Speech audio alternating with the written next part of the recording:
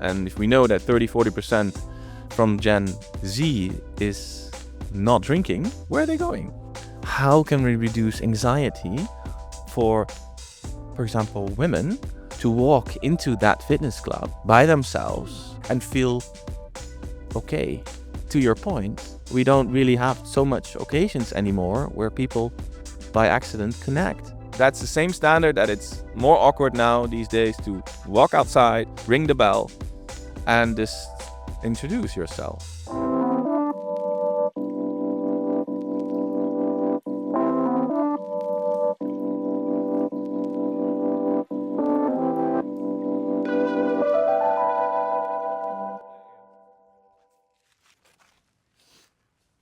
Well, hello. How are you? I'm okay. How are you? Good. I'm enjoying the sun hitting this beautiful space. This time on a bench, I have to say, quite a special place. Next to me, Jeroen. Where did you bring us today?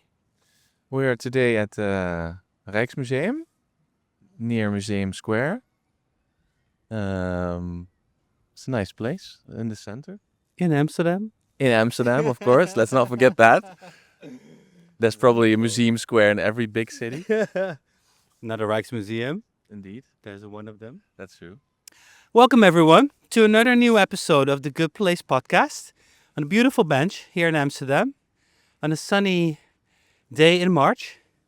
And last time around I was in Barcelona. Now I'm here. And actually didn't know Jeroen next to me. So let's introduce ourselves a bit. Like, what do you do? That is a great question. Where do you live? I live in Amsterdam. That's a good start. I live in Amsterdam already for this year 20 years. Right. Originally from Maastricht, from the south. That's what you hear in the Dutch accent a bit. Yeah. It's a beautiful city as well. I always joke around that it's maybe the most beautiful city of the Netherlands. The balcony of Europe is a little bit too much, but it's a beautiful city. I haven't recorded a episode there. Maybe I should go there. You should definitely do that. I really like it, especially for the amount of people who live there. It's a very diverse city. Yeah, it's very nice. What brought you to Amsterdam? I think mostly curiosity. Curiosity to discover. We're looking at the Museum Square over there, and it brings back a memory of taking the tram from Amsterdam Amstel station towards this Museum Square, and I saw this, and then immediately, I think it was like 22 years ago, it was immediately something that struck me like, wow, it's a big city, you know? And that energy, regardless of studying, working, it was just the energy that really appealed to me as a boy from Maastricht, you know? So, yeah. And still here you are. Yes. Still here I am. Already for 20 years. Almost half, 20 years Maastricht, 20 years Amsterdam. Mm-hmm. I don't think you ever become Amsterdammer. So that raises another discussion, but it's and that's fine. Mm-hmm. Yeah. And what do you do in Amsterdam? Currently, we develop houses. So we build houses, design houses where people feel safe, where people feel home. Working together with all different sorts of companies, but that's the main goal today. To build homes for people where they feel safe. You say particularly safe. Why is that? Well, home is not the best place today for a lot of people. If you look at the numbers, you see that a lot of older people feel lonely. A lot of younger people feel a lot of anxiety, depression, And within homes, we tend to focus a lot on the external factors, value per square meters, sustainability, but we tend to forget put the focus on the people actually who live there. So that's my main goal today. I have a background doing that also for people, but then for customers who tend to be sometimes also people. And now I really focus on doing that for the user in real estate. So which is the user, which is the resident. Mm-hmm. Must be exciting times to work in that line of business. Absolutely. It's like in the housing crisis. Well, it's absolutely interesting. I have no background in real estate or whatsoever, and I'm super happy with that. So I have zero reasons not to focus on what my main goal is, designing that environment for people. But yeah, it's a crazy environment.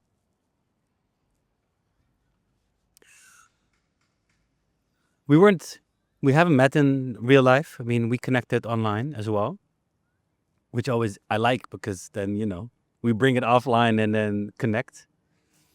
But I came across a post that you shared, which resonated immediately with me.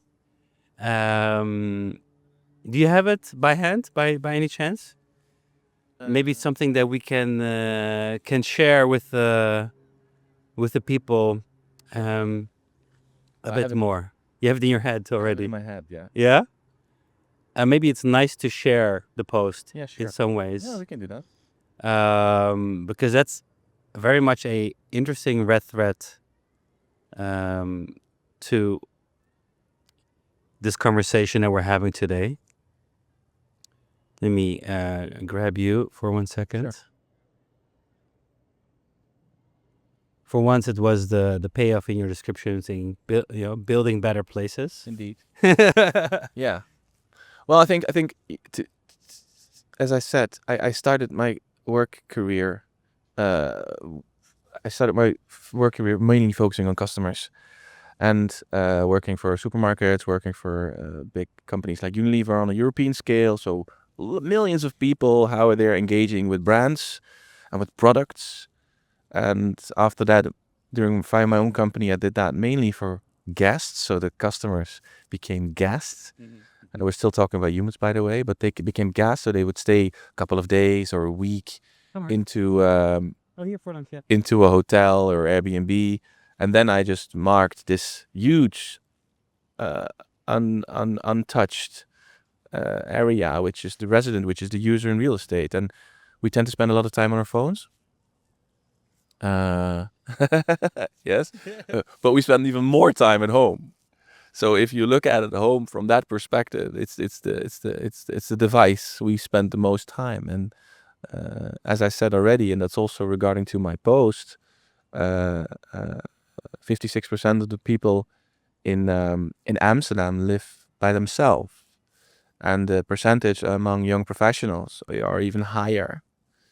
We tend to spend lots of hours per day on our phones.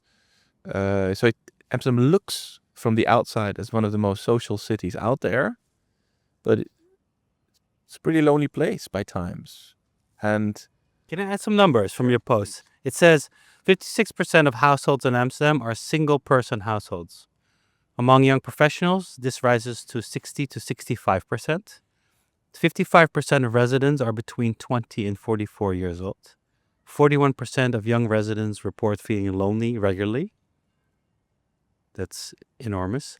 Among internationals, that number even exceeds 50%. Yes. And you see that same trend in all the bigger cities in Europe. Mm-hmm. Right? So you can focus, if you see Europe, many people talk about countries, but you can define that more into cities. And then within those cities, you see a lot of behaviors of residents, people, human, that tend to be exactly the same as it is in Amsterdam. Yeah. So this is not just Amsterdam. This is for all major cities. Absolutely. Yeah. This is, well, let's not go global, but this is for Europe in every city. I'm doing currently a tour around around a lot of different European cities just to feel the environment and to see what's going on, because we're looking for developments further than just the Netherlands. But yeah, it's everywhere, and that is pretty stunning, if you would ask me. Yeah, and how you wrote it. A city full, on one side, a city full of ambitious, mobile, independent people living alone. On the other side, a growing need for belonging, rituals, and meaningful social spaces that are not centered around alcohol. Yeah, because newer generations tend to stop drinking and Well, they stop drinking. stop drinking. We just did the whole design around the new pub of the future. Pub is, of course, known as a bar, cafe in the Netherlands, but it stands for public house. Same story, that needs to complete redesign. Where else do we go if we don't want to be drowned into alcohol? And if we know that 30-40% from Gen Z is not drinking, where are they going? Yeah.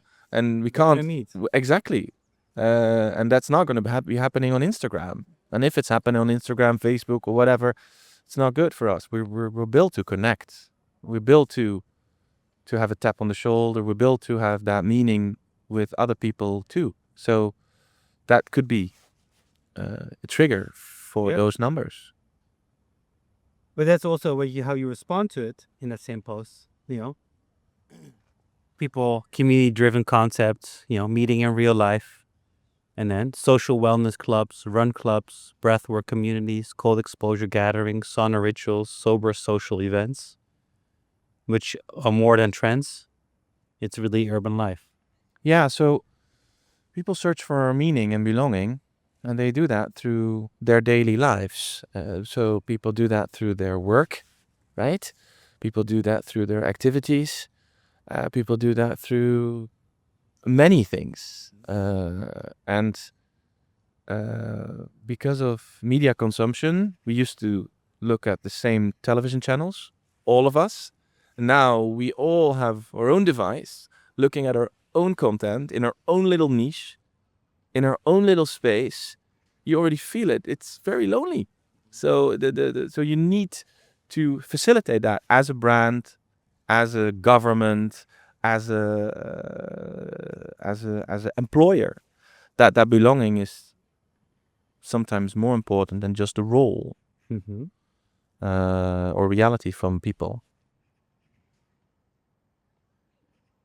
So we're looking for those extremes as well. So at one time we're on our phones, and then that creates that kind of loneliness, and then you want to share something, and you crave for that kind of real life connection, and then need to find that place or that community or that club for that matter. Indeed. And you have to make places so easy accessible that people feel belonging there. Yeah. We talked about a couple of concepts last week about a fitness concept as an example. So the question at if you have a large fitness concept across the Netherlands, the question is not how can we get as much as possible members in that fitness club. The main question is how can we reduce anxiety for example, women to walk into that fitness club by themselves, not in the 6-7 o'clock in the morning when nobody's there, but at 8:30 and feel okay. I mean, that's a simple question for a specific concept, but that hits upon a lot of different topics. How can you reduce anxiety to give people belonging, to let people connect? For example, networking days, right? It's everywhere. I hate it. It's horrible. Why? You know the vibe, By right? yourself. By yourself. I mean, I tend to talk to people, but I like to call myself a nice mix between extrovert and introvert. But I hate it to go to a network event. Which is more, by the way? Me? You that introvert extrovert or the extrovert introvert? Well, depends. I don't know. Can't choose. It's a difficult battle. But you're at that network event, and then you're suddenly on the table with 3 other people. You say wear the same badge, and then everyone looks with one eye to the badge, and then with one eye to the person, and then you tend. It's so Awkward. it's so awkward, and I don't believe that really brings good connections. And then you get a connection request via LinkedIn, and then suddenly it's there. I mean, come on, this is the bad version of connecting or facilitating meaning. Forced connection. Exactly. What about doing that well, facilitating on a good way in real life? I think that's a role for governments. I think that's a role for real estate developers. I think that's a role for people in general to think about that. Yeah, that's the design of it, huh? The programming of a space. Absolutely. Yeah. And that's what I feel is fascinating within the world of real estate development. If you talk about the user, everyone disappears because nobody cares about the user. And I think that needs to change. And I think that's where we can make impact to flip that perspective. I mean, it's hard to ignore if you see what's happening in cities, right? I mean, I've launched a lot, like a run club in The Hague, and I see it as a social experiment, leaving it just to happen instead of thinking of how I should design it, or especially on like communications or no. But you see it in behavior, how people respond to it. Going there alone is a hurdle. It is. It is. There's a lot of communication in the back end, like, okay, what's the pace, and what if I don't make it, and you have that kind of, conversations. And I'm like, yeah, but just go for it. It's not only about the running; it's very much about, all right, you're running in a group, and you want to keep up. You don't want to be left behind. There's so much happening in a system or in a mind. As a blockage, like, what shall I join this group or not? What if? And then there's people that don't think that much. They just join and see what's happening. Yes, indeed, yeah. And then they that's fine as well. And sometimes they only join in once and then they drop out. But there's also people that join and they don't mind to be at the back of the herds, and they finish last, and that's totally okay. And they keep on showing up. And I think that's amazing. No, but that's exactly what you just described for the last 3 minutes. That is exactly what's happening. Not just in running clubs, but also when you enter your new apartment. There's a whole phase of, where should I live? Can I live big enough? What is the region like? Can I afford it? Then there's this emotional shift, how I'm gonna feel there. You don't know. And then you're going to be there, and then you don't know anybody. And then, especially in the Netherlands, we don't tend to talk to our neighbors. It's not in our culture. We're ice cold. So here you are in your apartment. But it also happens at a job, your first days. You get your job profile. It even starts earlier. You want a job. You're applying for a job. No idea where you're going to spend those 40 hours. You don't even know what the job profile is like. And then you're entering your job. So exactly that. Yes. And some people, they do it like a walk in the park. But there are a lot of thoughts. And you can't solve it all. Like, launching that running club, facilitate exactly what you just mentioned. I think that's important. And then just let it happen. But a lot of people, what we see in the studies, not that I'm some super fancy smart professor, but what you see in the studies, that a lot of people need that extra nudge. That extra nudge from go. Because the gratitude afterwards is enormous. And if you go in living in a city, whether you're a student, whether you're a professional, whether you're a trainer, whatever, and you go beyond that hurdle of connection, that gives you a lot of courage to go maybe on a trip by yourself. And then if you're on that trip, to maybe connect with people. Which is not easy, but the moment you get into that vibe, then that's immense. And that could change a lot. And this is, of course, very much, life outside of a home, for example, around your home. But also referring back to the, 56 people live alone. Back in the days, you used to have concepts which was like shared housing and that kind of stuff, shared living spaces. Those are, the devil's advocate, but why should everyone live alone if they live alone? 56%, more than half. Wouldn't the connection already be if we would create shared housing concepts? Well, I think there are shared housing concepts. Not enough, but I think that's a great question. Why do we want to live alone? Maybe it has to do with responsibility. After studying, or feel like, okay, this is the next step for me. It's a reality that's out there. So how we wired society. I mean, we used to have like,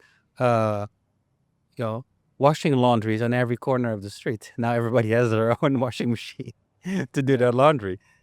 No, Imagine if we would take away that, for example, and that would maybe also add more connection in dating. No, absolutely spot on. And I think that we build houses now for about 4,000 years, and there was one thing that always connected to people by the time they were building houses. That was the fire. It was the warmth.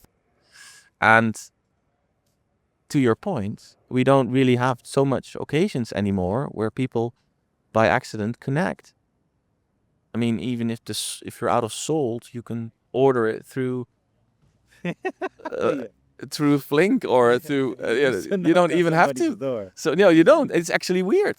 We got to a point that it's almost more awkward by society to ring the bell of your neighbor, and I mean then it's gonna be rewarded, and but it all has to do with what is the standard.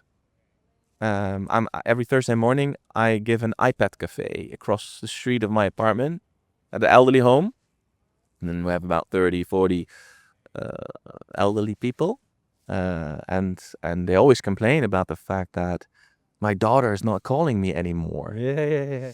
And then I tell them that that's true because your daughter is not calling anymore.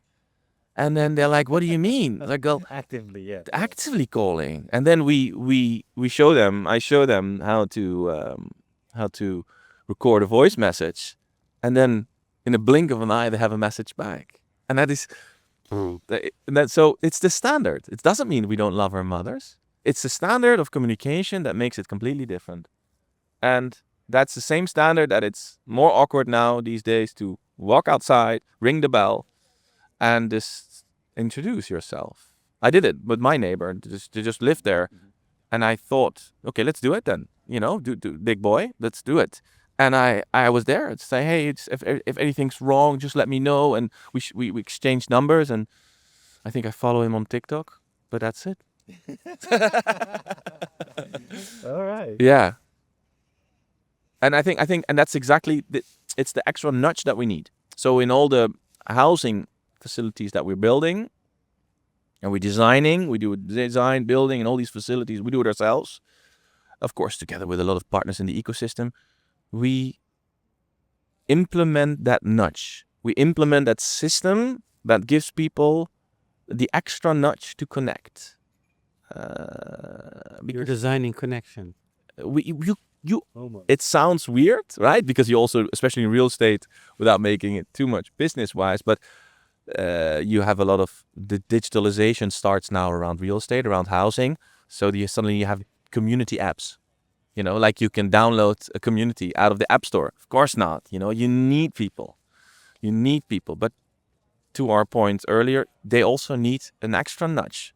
Otherwise, the running club is becoming only, mostly part of the people who are so comfortable doing everything else with everyone. Yeah, that in itself, or also differentiates like different Okay, yeah, I get it. It's a community in itself for people that are comfortable connecting, but still people that aren't, that are still left alone. Absolutely. Yeah. And that's why we were talking about the pub. Like, Yeah. okay, if alcohol is, if the public house used to be a house where people who were traveling were welcome to have a drink, because that's exactly how it's, when do we let alcohol become so dominant? And what happens to those places, those third places, as we call it, where people could connect outside of home and work? Do you need to get drunk to go into a bar? No. But, is there enough to give that extra nudge to let people connect? No, yeah. Well, that's an Do interesting. you also develop pubs? No, not yet. The new pubs of the future? Well, we just did a post on that on LinkedIn. I do more in life than just LinkedIn posts, just in case you're wondering. But He's head of LinkedIn. yeah, no, but I mean, but it's interesting to think about it. And we posted it on LinkedIn with some designs from our architects about how that would look like, and then we pushed it in England. Of course, you're touching that culture, right? We got so much backlash of like, why would we change the pub and why would we change everything? And that's exactly what I love, because that's exactly what it is. Friction is what you It's need. the friction, right? It's talking to architects and they're like, yeah, but everyone is now creating all these houses with AI. Well, the same thing happened a couple of years ago with electricity, So, but it's also it's that phase when I'm talking to a lot of different partners. What if we think about the user? Yeah, it's an interesting. That's what I like to do, not to. Yeah. Calling it a user is also difficult. I can imagine. Well, yeah. I mean, but that's a whole thing, User, consumer. Why would we have? Yeah, but even exactly. Like, but we do it. We don't. We tend to call people by their segment. We call them asylum seeker. Yeah. Spoedzoeker. Expat. Oh yeah, that's it. It's like if you don't make enough money coming from the outside. So if you're an asielzoeker or coming from outside of the Netherlands, we call you asielzoeker. If you make a little bit more money, we call you kennismigrant, knowledge worker. Yeah. But if you make money, you're an expat. Yeah. It doesn't make sense, and we need all of them. Our economy is thriving on people from the outside, not just last year, not just last 50 years, but that's already happening since centuries. We need those people. We need everyone to make, and that's what I think is the beauty of a city called Amsterdam. Is like, if Amsterdam would be a friend, it would be this very facilitating person that could go along with everyone, inviting everyone to be heard. And that's, I think, that's what I like about Amsterdam. But it's still a friend that needs some work to reach out a hand to those who feel lonely, or Indeed, it's not the best social friend, and it's not really that great to connect with the people inside of Amsterdam. And I think that's a major opportunity for governments, citizens, brands, event organizers to say, okay, how can we give that a little extra nudge? because a lot of it is bottom up. I mean, looking at most of the initiatives that are happening, it's these people that do feel comfortable connecting, who probably set up things for others that maybe slightly don't. But from top down, I don't see that many examples. No, definitely not. And then if I talk a lot in not just in meeting rooms, but also in symposiums and congress events, and I always hear, but there's an initiative in I don't know, in out west where we see that students connect with old people, and I love that, right? That's amazing. But we're talking here about scale. We're not talking about one initiative. We're talking about a little system that it could work across the city and across different groups of people, because among expats, they connect a lot. You have all these kind of women in tech, technology developers based on from India, whatever. They connect, but there's a huge group of people who just don't. And and I think there's a major opportunity, and that will. You mentioned in the beginning that it's quite hectic to work in this environment, in the housing scene, in the housing crisis. We need more houses. That's a fact. But while we're building houses, let's take this into account and let's make this a shared responsibility for everyone. And I think I can talk about it for hours, but I think one important thing is we talk about CSR, corporate social responsibility. We talk about ESG, and we have two S's there, social. But we tend to fill up our roofs with solar panels Or green them. more than that we actually think, okay, guys, but we have a space here within the apartment block. How could we make that something that could be relevant? Or how could we create an onboarding for people in our apartment and make a little app that actually helps to connect up front? Or anyway, etc. So I think that's a nice way looking at it. Absolutely. Designing connection as a red thread through those steps that to build houses, to build homes. Yeah, and I think, and then if you talk about designing connections, you probably have a lot of people. Yeah, that should help. Yeah, that should be spontaneously, and they're right. But It's a nudge. they need to nudge, and it's not happening. So let's design it. It's like this bench that should be there for people to sit on and next to each other by yourself, but also fit 1, 2, 3, 4 people. Indeed. And you mentioned by yourself. I mean, luckily it becomes much more normal to become a solo thing, right? Not just as a solopreneur, but also as a solo traveler. I mean, you see a lot of influencers talking about going to restaurants by themselves. So it becomes more normal, and I think that's good. And I think that's a good direction. Jeroen, I mean, you could talk for hours, and I think we should talk about this for hours. But within the podcast recording, I think it's a bit too much. But you talk about the also better places. I talk about good place. Could you sum up like what is your vision on overcoming, these the insights we just touched upon about building a good place or building better places or building homes for the future?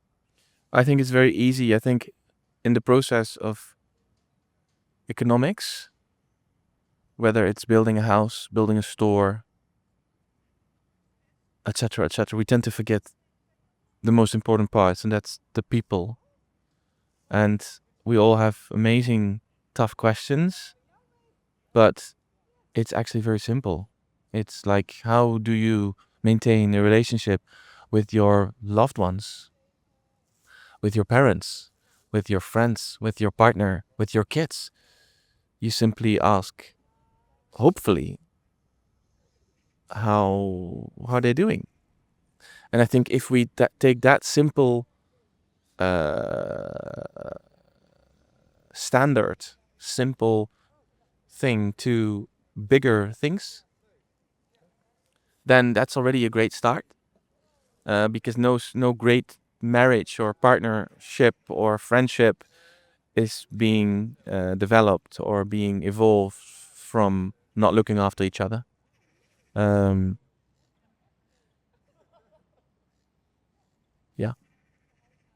It's funny because we touched upon it earlier, also giving attention to that as well, more that we forget about. And what's for you a good place, or how would you define a good place, Jeroen? I'm still searching. For what is the good place.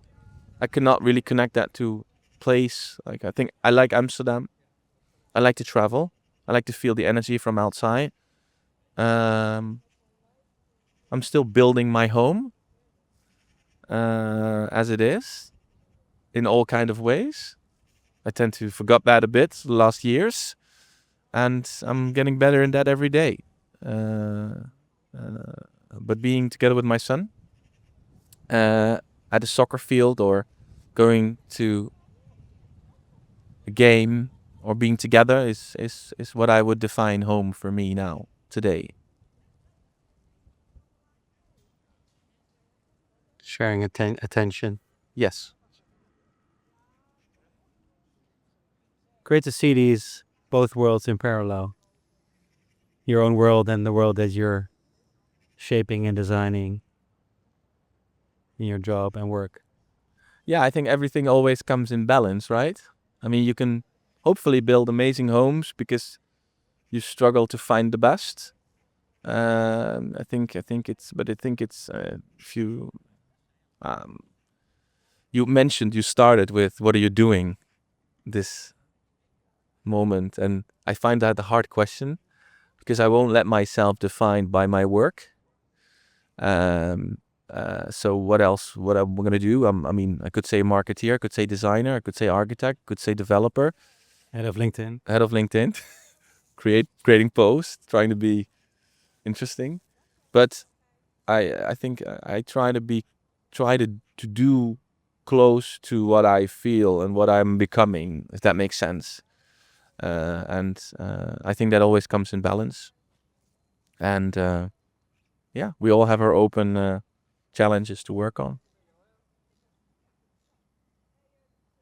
Wishing you all the best and good luck with that. Thank you. And let's, always invitation stands to have another conversation about it. Absolutely. Yeah? Yep.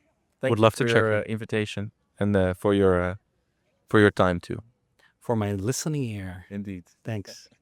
Everyone, thanks for watching this touching episode, I have to say, with, a reality check, I have to admit and say. What we started to launch is thisisagoodplace.com. It's a map that also, promotes connection, not our conversations, but also those of doing great stuff. And if you know any of these great initiatives, projects, or places or stories, please do share. And while you're at it, watch this episode on a pin next to the Rijksmuseum. Subscribe and like. Thank you so much for your time and wishing you all a beautiful day. Jeroen, Thanks. see ya. Bye-bye. Bye.